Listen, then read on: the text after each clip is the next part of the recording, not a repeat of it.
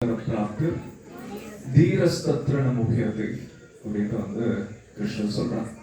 இதோட அர்த்தம் என்ன?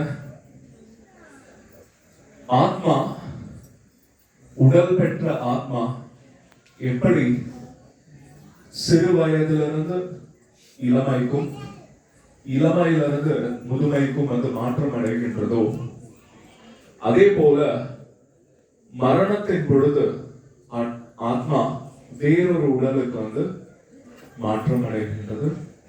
தீரஸ்தத்ர நமுகியதி. ஒரு தீரன், ஒரு புத்தி உடையவன் இத்தகைய ஒரு மாற்றத்தை கண்டு திகைப்பது கிடையாது. ஹரே கிருஷ்ணா பேசக்கூடாது, பின்னாடி சொல்லுங்க. பேசக்கூடாது பிளீஸ்.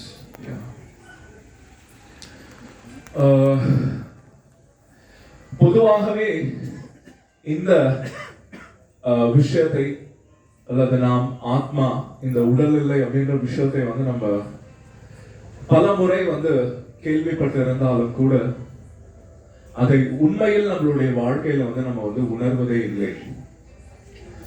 நாம் உடல் இல்லை ஆத்மா அப்படின்ட்டு வந்து கிருஷ்ணர் பகவத்கீதையில் கூறியிருந்தாலும் கூட நம்ம எப்பொழுதுமே என்ன பண்றோம்? உடல் தளத்தில் தான் வந்து வாழ்ந்து கொண்டிருக்கின்றோம். எப்பொழுதுமே இந்த உடலை மையமாக வைத்தே வந்து வாழ்ந்து கொண்டிருக்கின்றோம். ஆத்மாவை பற்றி நம்ம வந்து சிந்திப்பது கூட கிடையாது. சோ இன்னைக்கு நம்ம என்ன பண்ண போறோம் அப்படின்னா, நாம் உடலில்லை ஆத்மா அப்படின்றதை பற்றி ஒரு அரக்கன் வந்து பார்த்தீங்க அப்படின்னா ஸ்ரீமத் பாகவதத்தில் வந்து மிகவும் ஆழமாக வந்து விளக்கி இருக்கிறார். அதை பற்றி வந்து பேச போறோம். என்ன பிரபு, பக்தர்கள் சொல்றதை கேட்கலாம், நாங்க இங்க வந்து இருக்கிறோம். ஆனா நீங்க என்ன சொல்றீங்க? அரக்கர் சொல்றதை வந்து பற்றி விவாதிக்கலாம் அப்படின்னு சொல்றீங்க. ஏன்? ஸ்ரீமத் பாகவதத்தினுடைய 7வது ஸ்கந்தத்துல ஹிரண்யகசிபு வந்து ஆத்ம ஞானத்தை பற்றி கிட்டத்தட்ட வந்து பார்த்தீங்க அப்படின்னா ஒரு 40 ஸ்லோகங்கள் வந்து பேசுகிறார். நாம் இந்த உடல் இல்லை ஆத்மா அப்படின்றதை வந்து விவரித்தோம். அதாவது என்ன நடக்கின்றது அப்படின்னா, பகவான் ஸ்ரீ கிருஷ்ணர் விஷ்ணு வராக அவதாரத்தை எடுத்து என்ன பண்ணிடுறார் அப்படின்னா, ஹிரண்யகசிபுவுடைய அண்ணனான ஹிரண்யாக்ஷனை வந்து என்ன பண்ணிடுறார்? வதம் பண்ணிடுறார். சோ அவருடைய அண்ணன் வந்து இறந்துடுறார். உடனே அவங்களுடைய வீடே வந்து பார்த்தீங்க அப்படின்னா சோகத்தில் வந்து மூழ்கி விடுகின்றது. சோ ஹிரண்யகசிபுவினுடைய உறவினர்கள், அவருடைய அம்மா, சகோதரர்கள் எல்லாருமே என்ன பண்றாங்க அப்படின்னா வந்து ஹிரண்யாக்ஷனுடைய மரணத்தினால் வந்து மிகவும் வந்து சோகத்திற்கு வந்து உள்ளாகி விடுகிறார்கள். உடனே வந்து ஹிரண்யகசிபு அவர்களை அந்த தேகம் சம்பந்தமான அந்த சோகத்திலிருந்து, உடல் சம்பந்தமான அந்த சோகத்திலிருந்து வெளியே கொண்டு வருவதற்காக என்ன பண்றாரு அப்படின்னா ஆத்ம ஞானத்தை வந்து பேசுகிறார். பகவத்கீதையுடைய 2வது அத்தியாயத்தில் பகவான் ஸ்ரீ கிருஷ்ணர் எந்த ஆத்ம ஞானத்தை வந்து பேசினாரோ அதே ஆத்ம ஞானத்தை வந்து இன்னும் ஆழமான முறையில், ஹரே கிருஷ்ணா யாரும் பேசக்கூடாது, எல்லாரும் அமைதியா இருக்கணும். சோ அதே ஆத்ம ஞானத்தை வந்து ஹிரண்யகசிபு அவர்கள் வந்து பேசுகிறார். ஹிரண்யகசிபு அப்படின்ற அரக்கன். சோ அவர் என்ன சொல்றார் அப்படின்னா, உண்மையிலேயே நாம் ஹிரண்யாக்ஷனுடைய இந்த மரணத்திற்காக வந்து வருத்தம் அடைய வேண்டிய அவசியமே இல்லை. ஏனென்றால் இங்க இறந்திருக்கக்கூடியது அவருடைய உடல் தானே தவிர அந்த ஆத்மா எப்பொழுதுமே வந்து நித்தியமாக வந்து இருக்கக்கூடிய ஒரு விஷயம். சோ அதற்காக நம்ம வந்து வருத்தப்பட வேண்டிய அவசியம் கிடையாது. ஆக்சுவலா ஹிரண்யகசிபு வந்து இந்த குறிப்பிட்ட உதாரணத்தை வந்து சொல்றார். என்ன உதாரணம் அப்படின்னா, இத்தனை காலம் நீங்க யாரை ஹிரண்யாக்ஷனாக நினைத்து அவரிடம் வந்து பேசிக் கொண்டிருந்தீர்களோ அந்த நபர் உங்க முன்னாடி தான் வந்து என்ன பண்ணிட்டு இருக்கார், படுத்துட்டு இருக்கிறார். ஆனா ஒரே வித்தியாசம் என்ன அப்படின்னா, இதற்கு முன்னாடி வந்து அவர் வந்து நம்ம கிட்ட பேசிட்டு இருந்தார், நம்மளோட உறவாடி கொண்டிருந்தார், சிரித்து கொண்டிருந்தார், பழகி கொண்டிருந்தார். ஆனா இப்ப எத்தகைய நிலையில் இருக்கிறார் அப்படின்னா, முற்றிலுமாக செயலற்ற ஒரு நிலையில் வந்து இருக்கின்றார். ஆனா இத்தனை காலம் நீங்க யாரை வந்து ஹிரண்யாக்ஷன் என்று நினைத்து, அந்த நபர் என்று நினைத்து வந்து நீங்க வந்து பேசிக் கொண்டிருந்தீர்களோ, அந்த நபர் உங்க முன்னாடி தானே இருக்கிறார். அப்படியே நீங்க வந்து அவர் வந்து போயிட்டாருன்னு சொல்லிட்டு நீங்க வந்து என்ன பண்றீங்க, அழறீங்க அப்படின்னு வந்து ஹிரண்யகசிபு வந்து பேசுகிறார். ஆக்சுவலா இப்ப பொதுவாகவே நம்ம வந்து பார்க்கின்றோம், ஒரு நபர் இறந்துட்டார் அப்படின்னா என்ன பண்ணுவாங்க, அவங்க வீட்டுல எல்லாரும் என்ன பண்ணுவாங்க, கண்டிப்பா அழுவாங்க. யாரும் சிரிக்க மாட்டாங்க unless and until he is a பெரிய அரக்கனாக இல்லாத பட்சத்துல எல்லாரும் வந்து கண்டிப்பாக வந்து அழதான் செய்வாங்க. பட் இங்க ஹிரண்யாக்ஷன் மிகப்பெரிய அரக்கனாக இருந்தாலும் கூட அவங்க வீட்டுல எல்லாரும் என்ன பண்றாங்க, அழதான் செய்யறாங்க. ஏன்னா அவங்க எல்லாருமே கூட அரக்கர்கள் தான். சோ தன்னுடைய பிரதர் வந்து இறந்துட்டார் அப்படின்ற ஒரு எண்ணத்தோட ஒவ்வொரு அழகாங்க. சில பிரபுபாதரும் இந்த ஒரு விஷயத்தை வந்து சொல்லுவார், ஒருத்தர் இறந்துட்டாங்க அப்படின்னாலே அவங்க வீட்டுல என்னன்னு சொல்லி அழுறாங்க, என்னை விட்டுட்டு போயிட்டே,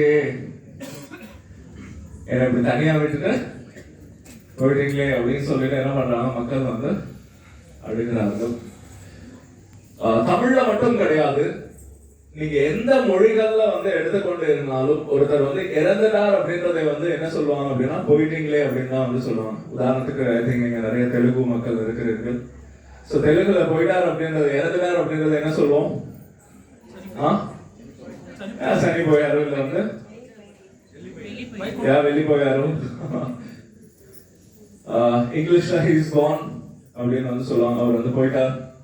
பட் ஆனா அந்த நபர் வந்து நம்ம முன்னாடிதான் வந்து என்ன பண்ணிட்டு இருக்கார், படுத்துட்டு இருக்கார்.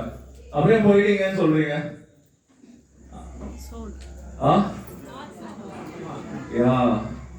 சோ அங்க அந்த உடல் இருக்கு, ஆனா அந்த உடலுக்கு உணர்வை கொடுக்கக்கூடிய அந்த ஆத்மா அங்க இருந்து போயிடுது. சோ அப்ப ஒரு நபர் போயிட்டாரே அப்படின்னு சொல்லிட்டு அழறோம் அப்படின்னா, அந்த நபருடைய ஆத்மா வந்து, அந்த நபர் போயிட்டார் அப்படின்னா அந்த ஆத்மா வந்து போயிடுச்சுன்னு அர்த்தம். சோ இதுல இருந்து நம்ம வந்து மிக தெளிவாக புரிந்து கொள்ளலாம், இந்த உடல் வேற, இந்த உடலுக்குள் இருக்கக்கூடிய ஆத்மா அப்படின்றது முற்றிலுமாக வந்து வேறுபட்ட ஒரு விஷயம். ஆனா நம்ம பொதுவாக என்ன நினைக்கிறோம் அப்படின்னா, தினசரி நம்ம காலையில எழுந்து குளிச்சு முடிச்சுட்டு கண்ணாடி முன்னாடி பார்க்கக்கூடிய அந்த உருவம் தான் வந்து நாம் அப்படின்னு வந்து நினைக்கிறோம். ஓகே, 6 அடி உயரமான கருப்பான இந்த உடல் தான் வந்து நான், அல்லது வந்து 5.5 அடி உயரம் உள்ள சிகப்பான இந்த உருவம் தான் நான் அப்படின்னு வந்து நினைக்கிறோம். ஆனா நாம் வேற, இந்த உடல் வேற ஆக்சுவலா. சோ இதுதான் வந்து பகவத்கீதையினுடைய மிக மிக அடிப்படையான ஞானம். இந்த ஞானத்தை போதித்து ஹிரண்யகசிபு வந்து என்ன பண்றார் அப்படின்னா, அவர்களுடைய சொந்தக்காரர்களை எல்லாம் வந்து அமைதிப்படுத்துகிறார். நீங்க வந்து கவலைப்பட வேண்டிய அவசியம் கிடையாது. ஏனென்றால் வந்து இங்க இறந்திருக்கிறது உடல் தான், ஆத்மா நித்தியமாக இருக்கின்றது, அது வேறொரு இடத்துக்கு வந்து சென்று விட்டது. சோ அதனால நீங்க அதை நினைத்து வந்து வருத்தப்பட வேண்டிய அவசியம் இல்லை என்று கூறுகிறார். சோ அதற்கு அவர் என்ன பண்றார் அப்படின்னா, இப்ப நம்ம எப்படி இந்த ஆத்ம ஞானத்தை வந்து விளக்குவதற்காக ஸ்ரீமத் பாகவத புராணத்துல இருந்து ஒரு உதாரணத்தை வந்து மேற்கோள் காமிக்கிறோமோ, அதே போல ஹிரண்யாக்ஷன் என்ன பண்றான், ஹிரண்யகசிபு வந்து என்ன பண்றார் அப்படின்னா, அவருமே வந்து புராணத்திலிருந்து ஒரு உதாரணத்தை வந்து அவர் வந்து எடுத்து வந்து கூறுகிறார். என்ன உதாரணம் அப்படின்னா, உஷினரா அப்படின்ற ஒரு ராஜ்யத்தை சேர்ந்த சுயக்ஞா அப்படின்ற ஒரு மன்னர் வந்து என்ன பண்ணிடுறார் அப்படின்னா, போர்க்களத்துல வந்து சண்டையிட்டு மரணம் அடைந்து விடுகிறார். அவர் வந்து மரணம் அடைந்த உடனேயே வந்து என்ன நடக்கிறது அப்படின்னா, அவருடைய உற்றார் உறவினர்கள் எல்லாம் அவருடைய அந்த உடலை சுற்றி நின்று கொண்டு ஓடு வந்து அழறாங்க. என்ன இப்படி விட்டுட்டு போயிட்டீங்களே, இந்த ராஜ்யத்தை வந்து இப்படி விட்டுட்டு வந்து போயிட்டீங்களே, இதுக்கப்புறம் இந்த ராஜ்யத்தை வந்து யார் வந்து பாதுகாப்பது, யார் வந்து பராமரிப்பது, இந்த ராஜ்யம் இவ்வளவு அழகாக வந்து நடந்து கொண்டிருந்தது, ஆனா இப்படி இங்க எல்லாரையும் வந்து அம்போன்னு போயிட்டீங்களேன்னு சொல்லிட்டு என்ன பண்றாங்க, ஒவ்வொன்று வந்து அழறாங்க. எந்த அளவுக்கு அழறாங்க அப்படின்னா அவங்களுடைய அழுகை சத்தமானது வந்து யமலோகம் வரைக்கும் வந்து கேட்டு யமனே வந்து வந்துடுறார். யாராவது இப்படி வந்து அழறாங்களே, அப்படி என்ன இவங்களுக்கு அவர் மேல பாசம், அவர்களுக்கு வந்து நம்ம கொஞ்சம் ஆத்ம ஞானத்தை வந்து கற்றுக் கொடுக்கலாம்னு சொல்லிட்டு என்ன பண்றார், யமதர்மனே ஒரு சின்ன பாலகனுடைய ரூபத்தை எடுத்து கொண்டு வரார். வந்து என்ன பண்றார், அங்க இருக்கக்கூடிய அந்த ராஜாவுடைய மனைவிகள், ராணிகள், அவங்க பிரஜைகள் எல்லாருக்கும் வந்து சமாதானப்படுத்தக்கூடிய விதத்துல வந்து பேசுகிறார். சோ அவர் பேசுறதே எப்படி பேசுறார் அப்படின்னா, நீங்க எல்லாருமே என்னை விட ரொம்ப ரொம்ப வயதுல வந்து உயர்ந்த நபர்கள், ஆனா உங்களுக்கு உடல் வேற ஆத்மா வேற அப்படின்ற ஒரு அடிப்படை ஞானம் கூட தெரியாமல் இருப்பது எனக்கு மிகவும் ஆச்சரியம் வந்து அளிக்கின்றது. ஏன்னா இங்க வந்து உடல் தான் வந்து மரணம் அடைந்திருக்கின்றதை தவிர ஆத்மா வந்து மரணம் அடையவில்லை. ஆத்மா அப்படின்றது வந்து நித்தியமான ஒன்று. ஆனா இந்த அடிப்படை ஞானத்தை கூட வந்து தெரிந்து கொள்ளாமல் நீங்க எல்லாம் என்ன பண்ணிட்டு இருக்கீங்க, அழுதுட்டு இருக்கீங்கன்றதை நினைத்து எனக்கு வந்து ரொம்ப ஆச்சரியமாகவும் கவலையாகவும் இருக்கின்றது அப்படின்னு வந்து சொல்றார். அதற்கு பிறகு வந்து என்ன சொல்றார் அப்படின்னா, இப்ப நீங்க இந்த நபருடைய மரணத்தை வந்து நினைத்து வந்து வருந்தி கொண்டு இருக்கிறீர்கள், ஆனா நம்மளுடைய தலைமையிலே கூட வந்து மரணம் அப்படின்ற ஒரு கத்தி வந்து தயாரா இருக்கு. ஆக்சுவலா எப்ப வேணாலும் விழறதுக்கு. ஆக்சுவலா வந்து அவர் வந்து ஒரு ஸ்ரீமத் பாகவதத்துல வந்து என்ன பண்றாரு, ஒரு உதாரணத்தை வந்து எடுத்துரைக்கிறார். இது வந்து ஸ்ரீமத் பாகவத யமதர்மர் வந்து சொல்றாரு, இது குழந்தை ரூபத்துல வந்து அந்த ரிலேட்டிவ்ஸ்க்கு எல்லாம் வந்து எடுத்துரைக்கிறார். என்ன சொல்றாரு அப்படின்னா, ஸ்ரீமத் பாகவதத்துல இந்த ஒரு உதாரணம் இருக்கு. ஒரு வந்து சிட்டுக்குருவி குடும்பம் வந்து வாழ்ந்து வந்ததாம். போன் சைலண்ட்ல போட்டுருங்க, எல்லாருமே ப்ளீஸ் சைலண்ட்ல போட்டுருங்க, மறுபடியும் ரிங் ஆக வேண்டாம். சோ ஒரு சிட்டுக்குருவியோட உதாரணத்தை வந்து கொடுக்கிறார். சோ ஒரு சிட்டுக்குருவி ஃபேமிலி வந்து இருந்ததாம், அம்மா அப்பா குழந்தைகள் எல்லாமே. சோ அந்த நேரம் பார்த்து என்ன பண்றாரு, ஒரு வேடன் வரார். வேடன் வந்து என்ன பண்றார், அந்த சிட்டுக்குருவி குடும்பத்தினுடைய தாயை வந்து என்ன பண்ணிடுறார், வேட்டையாடி வந்து அதை வந்து பிடிச்சிடுறார். சோ பிடித்த உடனேயே அந்த சிட்டுக்குருவியுடைய அந்த ஃபேமிலியில இருக்கக்கூடிய தந்தை என்ன பண்றாரா, கதரை வந்து அழறாராம்.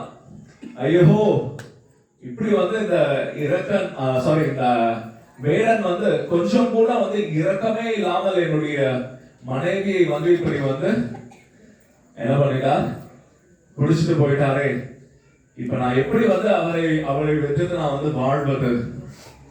அதாவது மனைவி அப்படின்றவர் வந்து கணவனுடைய சரி பாதியாக வந்து கருதப்படக்கூடிய ஒரு நபர். சோ என்னுடைய சரி பாதியை வந்து என்ன பண்ணிட்டார், இந்த வேடன் வந்து குடிச்சிட்டு போயிட்டார், இப்ப நான் எப்படி வந்து உயிர் வாழுது. அதே போல இந்த சின்ன குருவிகள், சின்ன குழந்தைகள் அவங்களுடைய அம்மா இல்லாம என்ன பண்ணுவாங்க, எப்படி வந்து அவங்க வந்து வளருவாங்க, இன்னும் அவங்களுக்கு வந்து ரெக்கை கூட வந்து முளைக்கல, எப்படி வந்து யார் வந்து அவர்களை வந்து பாதுகாப்பது, அந்த கடவுளுக்கு வந்து கருணையே இல்லையா, ஏன் இப்படி எல்லாம் வந்து அவர் வந்து செஞ்சிடார் அப்படி இப்படின்னு சொல்லிட்டு புலம்பி, இப்படி நான் வந்து தனியாக வாழ்வதற்கு பதிலாக நான் என்னுடைய உயிரையே வந்து கூட வந்து விட்டுறது வந்து மேலாக எனக்கு வந்து தோன்றுகின்றது அப்படி இப்படின்னு சொல்லிட்டு அந்த குருவி வந்து புலம்பிட்டு இருக்கு.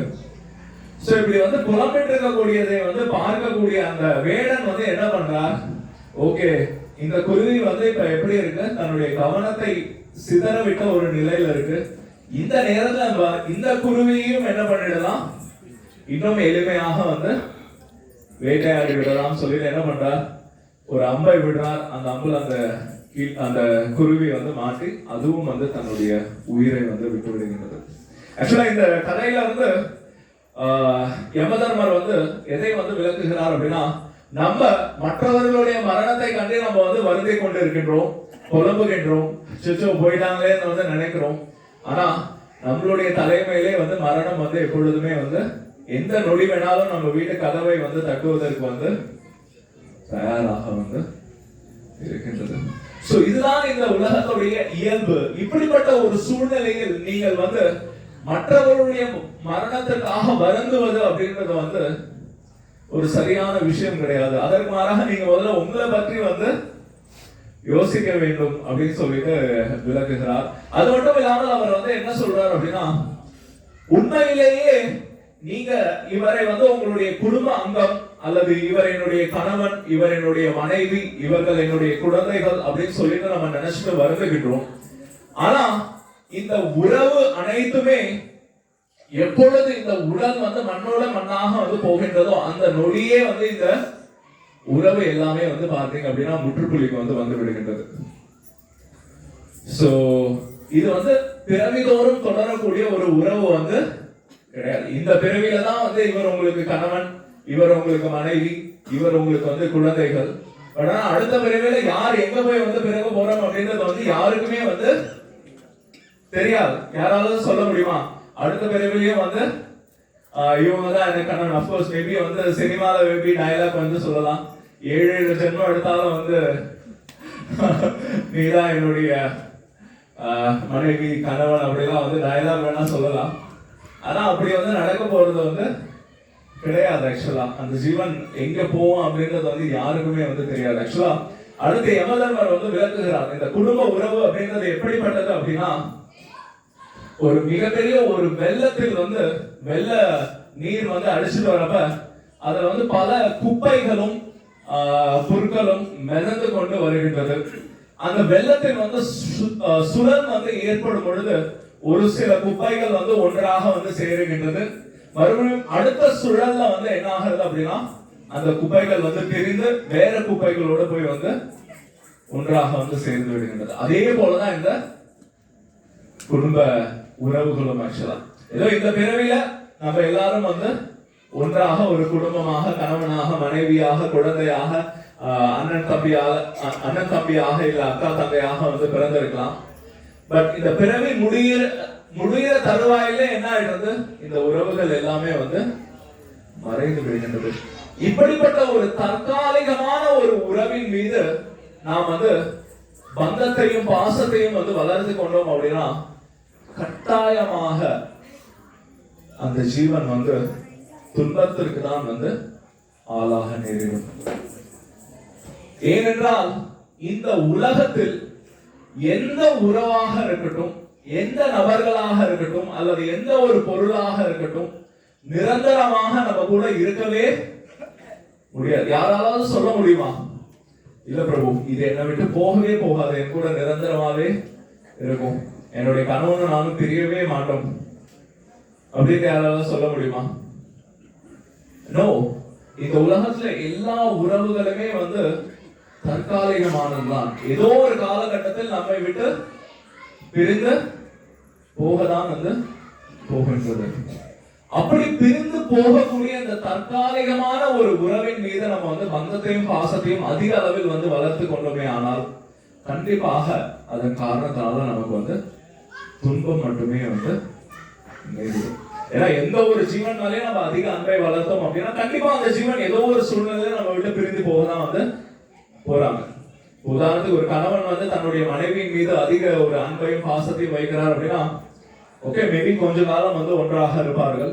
அதுக்கப்புறம் அவங்கவுங்களுக்கு டைம் வரப்ப அவங்கவுங்க வந்து அதை விட்டுதான் வந்து போயாகணும். அப்படிப்பட்ட ஒரு சூழ்நிலையில் இது போன்ற தற்காலிகமான உறவுகளின் மீது வந்து அன்பையும் பற்றுதலையும் வந்து வைப்பது அப்படின்றது வந்து நல்லது வந்து கிடையாது. ஆக்சுவலா ஸ்ரீமத் பகவத்கீதையில வந்து பகவான் ஸ்ரீ கிருஷ்ணர் வந்து விளக்குகிறார், மனிதன் துன்பப்படுவதற்கான மிக மிக முக்கியமான காரணமே என்ன அப்படின்னா பற்றுதல் தான். ஆக்சுவலா எந்த அளவுக்கு ஒரு மனிதன் இந்த பௌதிக உலகத்தில் அல்லது இந்த பௌதிக உலகத்தில் இருக்கக்கூடிய நபர்களோடு, உறவுகளோடு அல்லது வஸ்துக்களோடு வந்து பற்றுதலை வந்து அதிகமாக வளர்க்கிறாரோ அந்த அளவுக்கு என்ன ஆகும், அந்த நபர் வந்து துன்பத்தை அனுபவிப்பார். ஆக்சுவலா இதை வந்து நம்ம ரொம்ப எளிமையாக வந்து புரிந்து கொள்ளலாம். ஸ்ரீல பிரபுபாதர் ஒரு அழகான ஒரு உதாரணத்தை வந்து கூறியிருக்கிறார். நம்ம கூட வந்து என்ன சொல்றது, நம்மளுடைய வாழ்க்கையிலே கூட இந்த விஷயத்தை வந்து அனுபவப்பட்டிருப்போம். ஜஸ்ட் உதாரணத்துக்கு வந்து நீங்க ரோட்ல வந்து ஒரு புதுசாக வந்து ஒரு காரை வாங்கி வந்து ஓடிட்டு போயிட்டு இருக்கீங்கன்னு வைத்துக் கொள்ளலாம். ஸோ அப்பதான் வந்து பிராண்ட் நியூ கார் இப்பதான் டெலிவரி எடுத்திருக்கீங்க, இன்னும் பூஜை கூட போடல, கோயிலுக்கு நோக்கி வந்து ஓடிட்டு போயிட்டு இருக்கிறீங்க. அப்படி போயிட்டு இருக்கப்ப யாரோ ஒருத்தர் வந்து அந்த கார்ல வந்து இடிச்சு ஒரு கீரலை வந்து போட்டுறாரு அப்படின்னா உங்களுக்கு எப்படி இருக்கும்?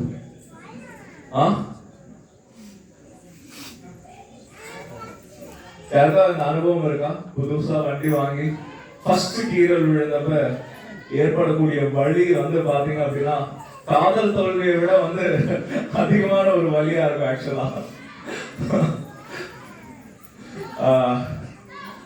எனக்கு அப்கோர்ஸ் காதல் தோல்வி அனுபவம் இல்லை, பட் கார்ல வந்து அனுபவம் இருக்கு. ஸோ ஃபர்ஸ்ட் என்னுடைய அந்த காரை வந்து ஓடி போறச்சு இன்னும், அதாவது கார் வாங்கி 5 வருஷம் மேல ஆயிடுது. திருப்பத்தூர்ல முதல் முறையா அந்த கார்ல வந்து ஒரு பெரிய ஸ்கிராட்ச் விழுந்த உடனே எனக்கு வந்து அவ்வளோ ஒரு வலி வந்து ஏற்பட்டது. நான் நந்தகுமார் பிரபு தான் உடனே கால் பண்ணேன். ஆக்சுவலா என்ன பிரபு பண்றது, பெருசா ஸ்கிராட்ச் விழுந்துருச்சு அப்படின்னு சொல்லிட்டு. இன்னும் அதை என்னால மறக்க முடியாத ஒரு அனுபவம். அதே மாதிரி நம்ம புது காரை வாங்கி ஓடிட்டு போயிட்டு இருக்கோம்னு வச்சுக்கோங்க. பக்கத்துல வந்து ஒரு நபரும் கார் ஓட்டிட்டு வர்றாரு, அவர் கார்ல யாரோ ஒருத்தர் இடிச்சிடுறாங்க, அவர் கார்ல ஸ்கிராட்ச் விழுந்துருச்சுன்னு வச்சுக்கோங்க. நமக்கு ஏதாவது ஃபீலிங் இருக்குமா? எந்த ஒரு ஃபீலிங்குமே நமக்கு இருக்கவே. சரி, என்ன வித்தியாசம்? அதுவும் கார் தான், இதுவும் கார் தான். ஆனா இந்த கார்ல வந்து கீரல் விழும் பொழுது இதயம் அப்படி வலிச்சது, ஆனா அந்த கார்ல வந்து கீரல் விழுந்த பொழுது எந்த ஒரு வலியுமே ஏற்படல. என்ன ரீசன்? இது என்னுடையது, இது என்னோட கார், இது என்னுடைய கணவன், இது என்னுடைய மனைவி, இது என்னுடைய குழந்தைகள். எப்பொழுது நான் எனது என்னுடையது, ஜனஸ்ய மோகோயம் அகம் அமேதி, நான் என்னுடையது அப்படின்ற உணர்வு எப்ப வருகின்றதோ, எப்ப அந்த விஷயத்தின் மீது நம்ம வந்து பற்றுதலை வந்து வளர்த்துக் கொள்கின்றோமோ, கண்டிப்பாக அந்த விஷயம் என்ன பண்ணும், ஒரு சூழ்நிலையில இல்லைன்னா ஒரு சூழ்நிலையில நமக்கு வந்து மிகப்பெரிய வருத்தத்தை வந்து, வலியை வந்து ஏற்படுத்ததான் வந்து செய்கின்றது. அப்ப என்ன பிரபு, யார் மேலேயுமே பற்றுதல் வைக்க கூடாதா, யார் மேலேயுமே அன்பு வைக்க கூடாதா அப்படின்னு கேட்டோம் அப்படின்னா, பாகவதத்தினுடைய கருத்து அல்லது வந்து பகவத்கீதையினுடைய கருத்து என்ன அப்படின்னா, நம்மளுடைய அன்பிற்கு வந்து மிக மிக மிக மிக தகுதியான ஒரு நபர் அல்லது நாம் வந்து அன்பு செலுத்துவதற்கு ஏற்ற ஒரு நபர் யார் அப்படின்னா அது வந்து பகவான் ஸ்ரீ கிருஷ்ணர் மட்டும்தான். ஏன்னா அவர் மட்டும்தான் பிறவிதோறும் நம்ம கூட வருகிறார், அவர் மட்டும்தான் நம்மளை விட்டு போவதே கிடையாது, அவர் மட்டும்தான் நமக்கு எந்த விதமான ஒரு கஷ்டத்தையோ அல்லது நமக்கு விரக்தியோ வந்து ஏற்படுத்த போவது கிடையாது. மற்ற எல்லாருமே நம்மளை விட்டு ஏதோ ஒரு சூழ்நிலையில என்னதான் பண்ண போறாங்க, பிரிஞ்சு போவதான் போறாங்க. சோ அப்படி பிரிஞ்சு போற விஷயத்தின் மீது நம்மளுடைய அன்பையும் பற்றுதலையும் வந்து வளர்ப்பதற்கு பதிலாக நம்ம என்ன பண்ணணும், நம்மளோட நிரந்தரமாக பிரயாணிக்கக்கூடிய நம்மளுடைய இறைவனான, நம்மளுடைய எஜமானரான, நம்மளுடைய தந்தையான, நம்மளுடைய தாயான பகவான் ஸ்ரீ கிருஷ்ணரின் மீது என்ன பண்ணணும், நம்ம வந்து அன்பையும் பற்றுதலையும் வளர்க்கணும். உண்மையிலே அவரால்தான் நம்ம எதிர்பார்க்கக்கூடிய ஒரு அன்பையும் பற்றுதலையும் அரவணைப்பையும் கொடுக்க முடியும் ஆக்சுவலா.